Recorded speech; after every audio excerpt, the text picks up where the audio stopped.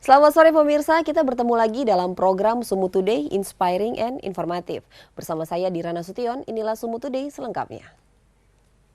Pemirsa, penertiban rumah dinas di Asrama Abdul Hamid, Jalan Medan Binjai, kilometer 10,2 Kabupaten Deli Serdang, berjalan ricuh. Sejumlah prajurit TNI yang akan melakukan pengosongan rumah dihalau warga. Akibatnya terjadi bentrokan fisik antar warga dan prajurit TNI.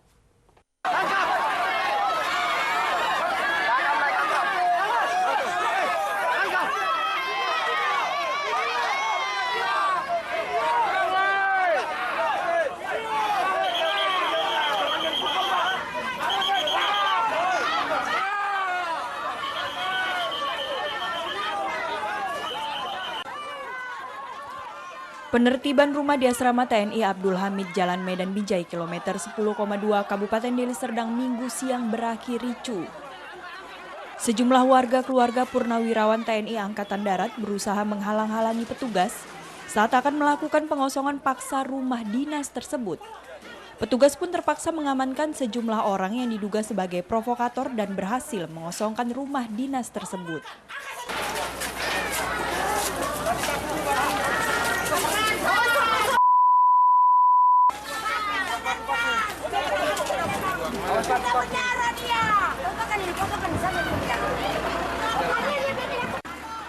Salah seorang anak purnawirawan TNI mengamuk histeris serta mencoba melawan petugas TNI Angkatan Darat yang berusaha melakukan pengosongan paksa rumah dinas TNI Abdul Hamid, Jalan Gatot Subroto, Deli Serdang yang selama ini ditempatinya.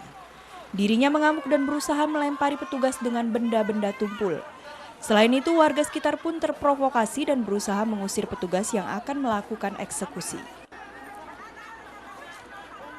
Beruntung jumlah personil lebih banyak dari warga sekitar lokasi, sehingga petugas berhasil meredam dan mengamankan sejumlah orang yang diduga sebagai provokator. Akhirnya petugas pun berhasil melakukan eksekusi rumah yang berada di komplek asrama Abdul Hamid tersebut.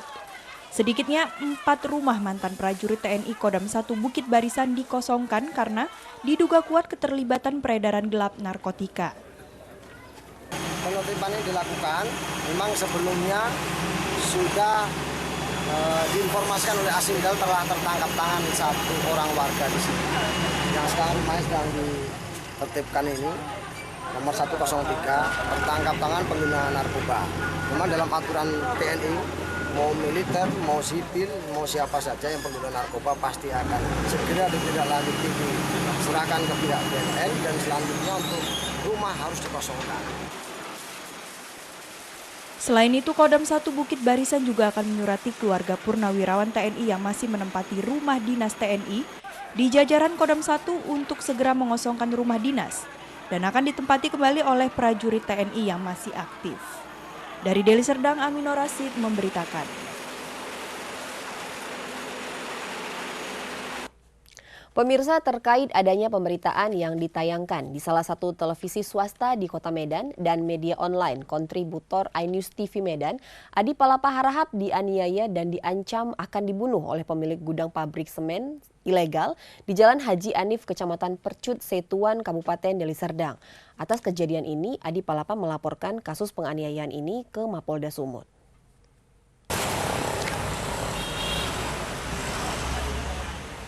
Jumat siang, kontributor iNews TV Medan Adi Palapa Harahap dengan didampingi istrinya Eka Siregar mengadukan nasib yang dialaminya ke Mapolda Sumatera Utara Jalan SM Raja Medan. Korban mengaku dianiaya sekelompok orang yang diduga pemilik gudang semen yang diduga ilegal yang beroperasi di Jalan Haji Anif, Kecamatan Percut, Setuan, Kabupaten Deli Serdang, Sumatera Utara. Akibat penganiayaan ini, Adi Palapa mengalami luka lebam di bagian wajah, hidung, bibir pecah, dan mata memar. Korban dianiaya para pelaku saat berada di rumah kontrakan di Jalan Pasar 3, Kelurahan Mabar Hilir, Kecamatan Labuhan Deli, Kabupaten Deli Serdang, Sumatera Utara. Adi Palapa yang sebelumnya meliput keberadaan pabrik semen yang diduga ilegal dan ditayangkan di iNews TV Medan, mengaku juga mendapat ancaman bunuh dari para pelaku apabila tidak meralat berita yang sudah ditayangkan pada 14 Maret 2017. Baju seragam yang dikenakan korban saat kejadian juga dirobek oleh para pelaku hingga kancing bajunya juga terputus. 9:30 lah ya. Jadi ngedor pintu kuat-kuat. Iya. Buka, silakan masuk. Turun dari mobil. Kau masuk ke apa berita-berita? Kalau abang keberatan, buat sanggahan atau buat laporan. Jangan main serang gini. Berapa orang mereka, Bang? Terhitung ada belasan lah, 13 orang lah kan. Terus? Dengan mengenal. Kenal semua. Terus, Bang? Jadi, ayo kau ikut ke mobil ya. Ngapain Bang? Sini aja kita bicara. Ditolak, ditarik-tarik orang itu kan, baju saya sampai koyak kan gitu kan. Saya nggak mau, saya buat apa? Minta tolong menjerit. Langsung diam, begitu diam langsung dikasihkan orang itu. Pukulnya. Atas kejadian ini, Adi Palapa berharap kepada pihak kepolisian untuk dapat menindak para pelaku sesuai dengan proses hukum yang berlaku. Dan atas dirinya, Adi berharap adanya perlindungan dari pihak kepolisian, khususnya Polda Sumatera Utara. Dari Medan, Aminur Rashid memberitakan. Sementara itu, pemirsa, Komisi Penyiaran Indonesia Daerah Sumatera Utara mengutuk keras dan turut prihatin dengan tindakan kekerasan yang dilakukan sejumlah oknum preman dan aparat kepolisian bersama marinir terhadap kontributor iNews TV Biro Medan. Dirinya juga menyesalkan hanya gara-gara pemberitaan tindakan kekerasan tersebut terjadi.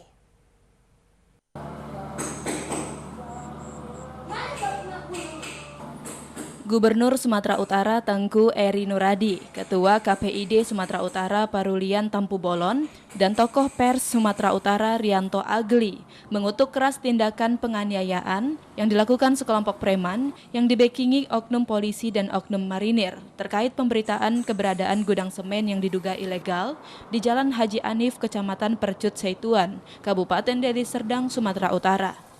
Menurut Gubernur Sumatera Utara Tengku Eri Nuradi, tindak kekerasan fisik yang dilakukan terhadap jurnalis merupakan tindakan melawan hukum dan wajib dipidanakan dan dijatuhi hukuman yang setimpal. Kita di negara hukum, jadi semua sesuatu itu jangan main hakim sendiri, termasuk tindakan kekerasan terhadap jurnalistik itu adalah bagian dari main hakim sendiri, akhirnya itu tidak diperbolehkan. Jadi kalau ada hal-hal seperti itu, tentu nanti APH, aparat penegak hukum yang bertindak. Sementara menurut Ketua KPID Sumut Parulian Tampu Bolon, seorang jurnalis atau wartawan di dalam peliputan dilindungi oleh undang-undang. Sehingga jika ada pemberitaan yang menyinggung suatu pihak sehingga pihak tersebut tidak terima, ada langkah-langkah hukum yang harus diambil, bukan melakukan tindak kekerasan maupun main hakim sendiri. Hal senada juga disampaikan tokoh pers Sumut, Rianto Agli. Menurutnya penganiayaan ini sudah keterlaluan dan benar-benar menghalang-halangi tugas pers. KPID Sumut mengutuk keras dan turut prihatin terhadap kejadian yang menimpa rekan kita, insan penyiaran di Sumatera Utara. Dan KPID mendukung penegakan hukum terhadap penanganan daripada kasus ini. Siapapun orangnya yang menganiaya jurnalis itu berhadapan dengan hukum. Karena kita bekerja sesuai Undang-Undang 40 tentang Undang-Undang Pers itu dilindungi semuanya. Kalau merasa keberatan warga itu ada hak jawab. Ada disampaikan kepada media bersangkutan. Para tokoh Sumut ini juga meminta agar aparat kepolisian benar-benar serius menangani kasus penganiayaan ini agar menjadi efek jera dan kejadian serupa tidak terulang kembali. Dari Medan, Said Ilham memberitakan. Pemirsa, puluhan wartawan di Kota Binjai pagi tadi menggelar aksi demo damai. Mereka menuntut agar Kapolda Sumatera Utara segera menangkap para preman dan otak pelaku aksi penganiayaan terhadap sesama rekan wartawan.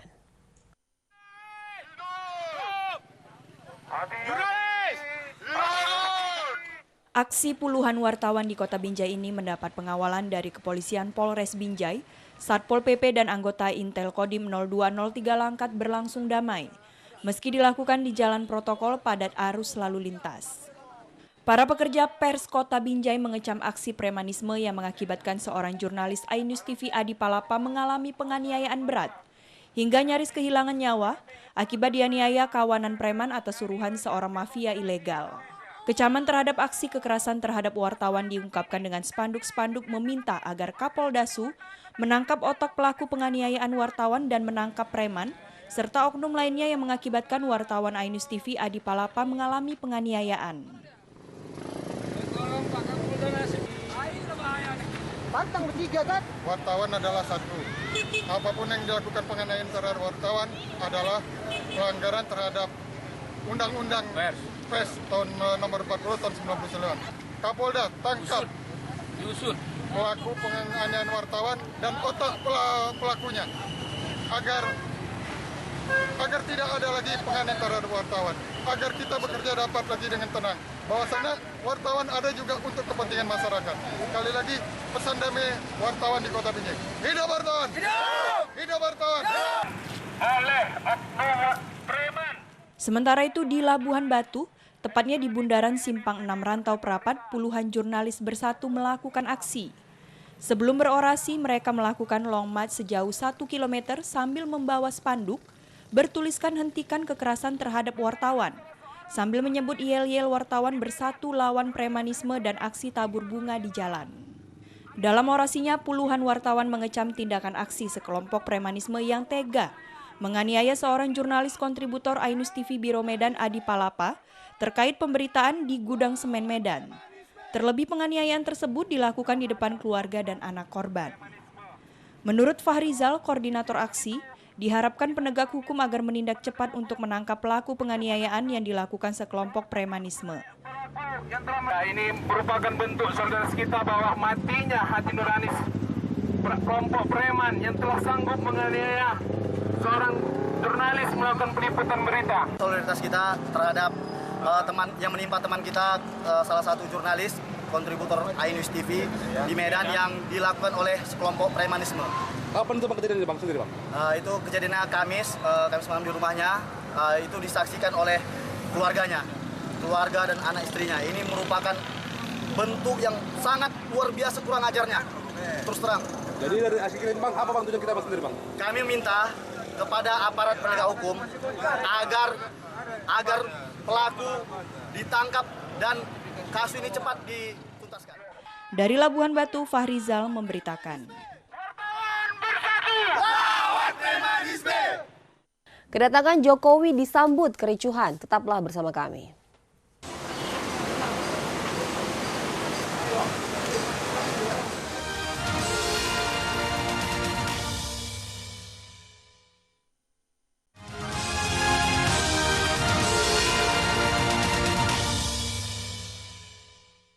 Terima kasih Anda masih tetap bersama kami dalam program Sumut Today Inspiring and Informative. Pemirsa, kedatangan Presiden Joko Widodo ke Mandailing Natal Jumat sore disambut kericuhan warga yang ingin menyalami Presiden. Warga telah menanti kedatangan Jokowi selama 4 jam, namun tak sempat bersalaman dengan Presiden.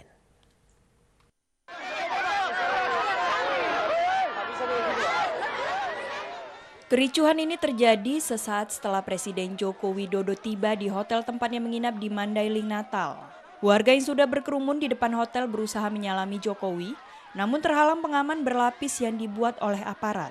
Akibatnya aksi saling dorong tidak terhindarkan. Warga berharap dapat bertemu langsung dan bersalaman dengan orang nomor 1 di Republik ini karena telah menunggu selama 4 jam lebih. Jokowi tiba di Mandailing Natal pukul 17.30 waktu Indonesia Barat Jumat sore kemarin dan akan melakukan agenda silaturahmi nasional dengan jemaah Batak Muslim Indonesia di Pondok Pesantren Mustafawiyah Sabtu kemarin.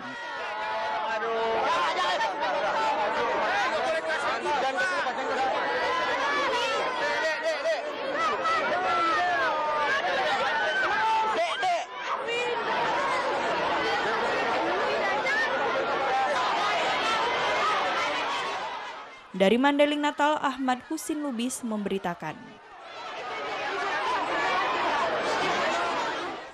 Kita beralih ke Padang Sidimpuan. Pemirsa, banjir bandang Minggu malam terjadi di kota Padang Sidimpuan. Akibatnya 9 unit rumah milik warga hanyut dan puluhan lainnya rusak berat. Tidak ada korban jiwa dalam peristiwa ini, namun kerugian mencapai miliaran rupiah.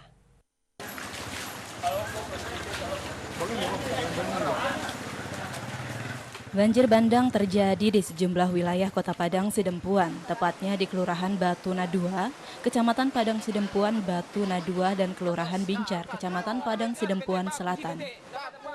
Di 2 kecamatan ini sedikitnya 9 rumah milik warga hanyut terbawa banjir bandang. Sedangkan puluhan rumah warga lainnya juga mengalami kerusakan berat, sementara ratusan lainnya mengalami kerusakan ringan.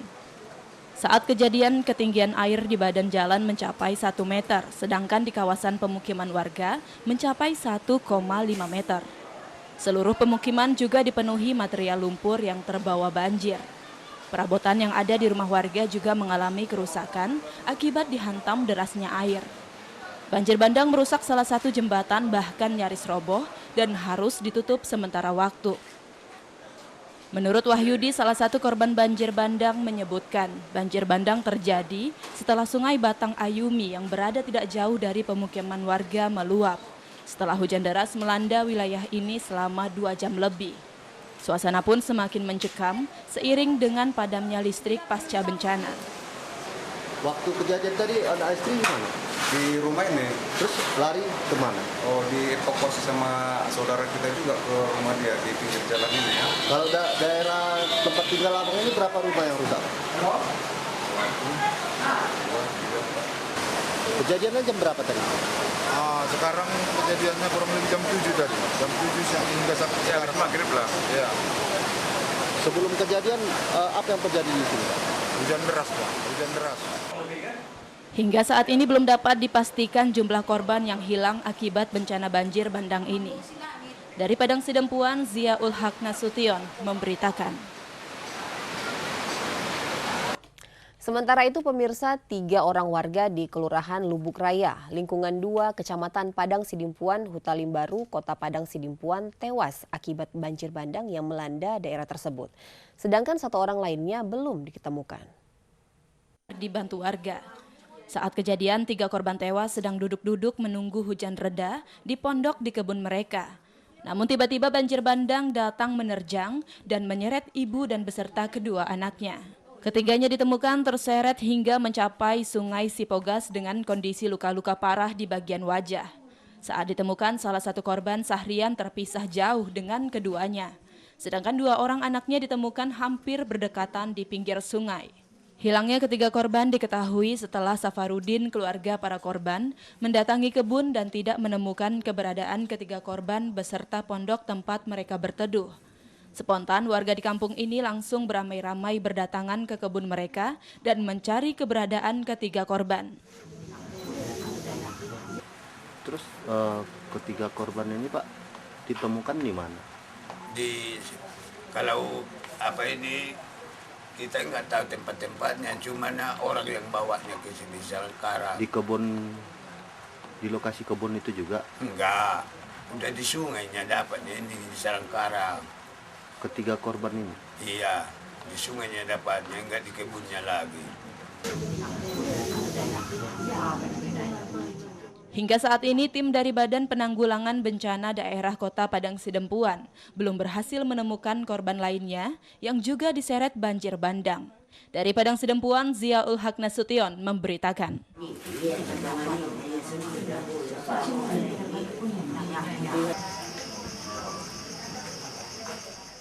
Umat Hindu ritual upacara melasti, tetaplah bersama kami. Luar biasa, tepuk tangan. Ya.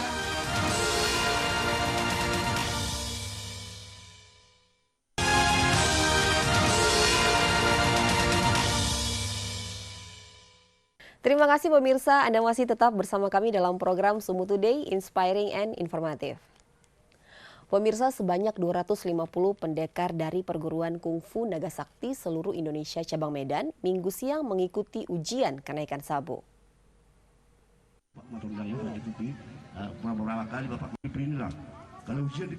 Ujian kenaikan sabuk ke-23 perguruan kungfu Naga Sakti seluruh Indonesia atau PKNSI cabang Medan Minggu siang digelar di lapangan Pasar 2 Desa Tembung, Kecamatan Percut Setuan, Kabupaten Deli Serdang, dan dibuka langsung oleh Guru Besar Kungfu Naga Sakti Parade Manurung. Ujian kenaikan sabu yang diikuti sebanyak 250 pendekar kungfu Naga Sakti ini dimulai dari sabuk terendah yakni sabuk hijau, biru, coklat, dan sabuk kuning. Selain menggelar ujian kenaikan sabuk, para pendekar kungfu Naga Sakti ini juga melakukan beberapa atraksi dan gerakan ekstrim. Di antaranya pemecahan benda keras seperti mematahkan kikir dengan jari kelingking, mematahkan batangan balok es batu, kemudian membengkokkan besi menggunakan leher yang dilakukan oleh Sri Kandi Kungfu Naga Sakti. Guru Besar Kungfu Naga Sakti Parade Manurung mengatakan, yang diuji dalam kenaikan sabuk ini adalah pertarungan bebas dan jurus-jurus yang dikuasai oleh pendekar. Kedepan ia berharap para pendekar Kungfu Naga Sakti dapat menjadi generasi penerus yang baik untuk bangsa dan negara dengan moto jadilah ilmu padi. Apa harapan kepada anak-anak didik kita nih Pak setelah lulus ini? Harapan kita kepada anak-anak di sini yang mengikuti ujian di Kota Medan ini adalah pertama sekali adalah berlatih dengan baik ya. Karena otot dan otak itu harus sejalan dan menjauhkan seluruh larangan-larangan daripada pemerintah kita, seluruh larangannya menjauhkan. Itu yang saya harapkan kepada anggota agar dia bisa menjadi generasi penerus yang baik buat nusa dan bangsa itu. Ujian kenaikan sabuk Kungfu Naga Sakti cabang Medan ini juga dihadiri pengurus Partai Perindo Medan, perwakilan TNI Polri, dan sejumlah ketua OKP di Medan dan Deli Serdang. Dari Deli Serdang, Said Ilham memberitakan. Saudara, saya mengharap saudara itu. Kita beralih ke Serdang Bedagai. Pemirsa menyambut Hari Raya Nyepi Tahun Saka 1939 yang jatuh pada hari Selasa mendatang, ratusan umat Hindu dari berbagai daerah di Sumatera Utara Minggu siang berkumpul mengikuti upacara melasti yang diadakan di Pantai Pondok Permai, Kecamatan Pantai Cermin, Kabupaten Serdang Bedagai.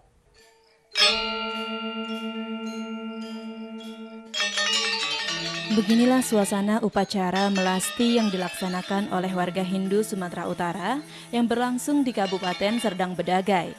Lebih dari 300 orang umat Hindu berkumpul mengikuti upacara ini yang hakikatnya merupakan pensucian buana agung alam semesta menjelang perayaan Hari Raya Nyepi tahun 2017. Menurut kepercayaan umat Hindu, upacara melasti merupakan ritual penyucian di mana segala sarana persembayangan yang ada di pura dibawa ke pantai dengan cara diarak untuk disucikan. Karena laut dipercaya sebagai sumber air suci Tautirta Amerta dan bisa menyucikan segala dosa dan kotoran di dalam diri manusia dan alam.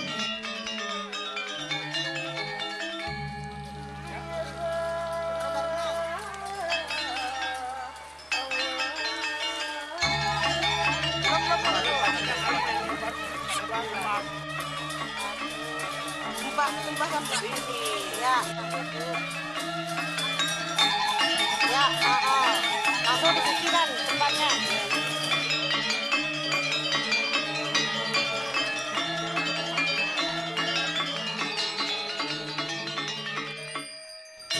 Dalam ritual melasti ini, umat Hindu ini melakukan pembersihan buana alit, yakni penyucian jasmani dari dosa-dosa, dan buana agung yaitu mensucikan alam dunia dari kejahatan.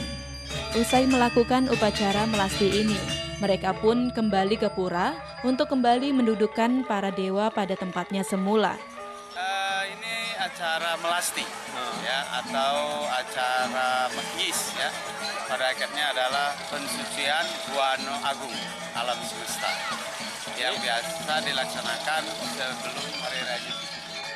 Sementara menurut anggota DPRD Serdang Bedagai Merianto alias Asom yang hadir di acara melasti ini berharap upacara keagamaan umat Hindu yang dalam beberapa tahun terakhir ini dilaksanakan di Kabupaten Serdang Bedagai menyebutkan kegiatan unik ini harus mendapat dukungan dari pemerintah dan harus tetap dilestarikan.